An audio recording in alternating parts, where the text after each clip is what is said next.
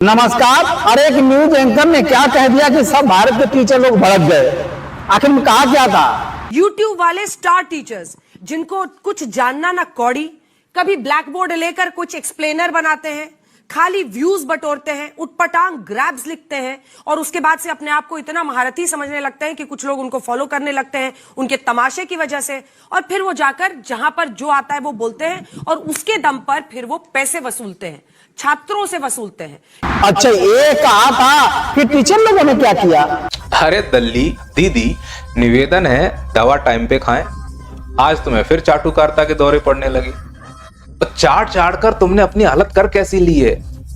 एक बार आईने में खड़े होकर तो देखो कि बालों में खिजाव करने के बाद 5 किलो मेकअप पोतने के बाद भी भगवान कसम तुम कतई तमराज क्लिविस की फीमेल वर्जन लगती हो। और शिक्षकों को 2 कौड़ी का कहने के बाद भी ये दल्ली दीदी नहीं रुकी।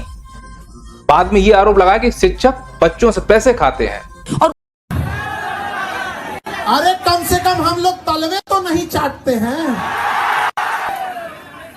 और कह रही है कि आजकल का 2 कौड़ी का टीचर को ज्ञान नहीं है। भाई तू अपन ज्ञान अपने पास रख।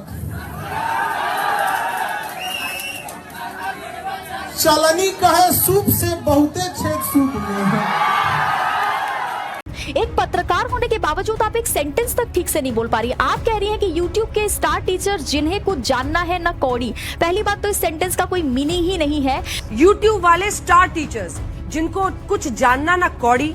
लेकिन हम सभी टीचर्स आपकी भावनाओं को जरूर समझ सकते हैं। आप ये कहना चाह रही हैं कि YouTube पर फ्री में पढ़ाने वाले टीचर्स की 2 कौड़ी की भी वैल्यू नहीं है। शायद आपके नजरिए से कुछ ऐसा ही होगा, लेकिन हम ओपनली उन छात्रों के साथ खड़े। अंजना ओम कश्यप ने टीचर्स को कल कह दिया कि ये कौड़ी के हैं, टीचर्स कौड़ी के। तो अंजना ओम कश्यप के लिए मैं ये दिखा रही हूँ कि अगर टीचर्स कौड़ी के हैं तो अंजना ओम कश्यप जैसे जो पत्रकार हैं वो फूटी कौड़ी के हैं। इनकी पड़ेगा। ये जो आकर पैसों के लिए अपना धंधा बना रहे हैं एजुकेशन को, वो एक तरफ है, और इसी वजह से स्कूल्स, कॉलेजेस, यूनिवर्सिटीज में पढ़ाई नहीं होती है। बच्चों से कह दिया जाता है कि भैया तुम कोचिंग सेंटर को ज्वाइन कर लो तभी तुम क्रैक कर पाओगे। ये कैसी व्यवस्था है? अब 4 लाइनें हमने भी जो है वो इनके लिए लिखी हैं, सुनिएगा जरूर। जितने भी आजकल के स्टार मीडिया वाले, टीआरपी वाले मीडिया वाले, जिनको ना जाने न कोड़ी, कभी भी स्क्रीन पे गवर्नमेंट का बचाव करते देखा गया या फिर खाली व्यूज और टीआरपी के लिए उटपटांग खबरें जो है वो फैलाते हुए देखा गया, और उसके बाद अपने आप को ये विश्व का सबसे बड़ा मीडिया चैनल जो है वो बताते हैं।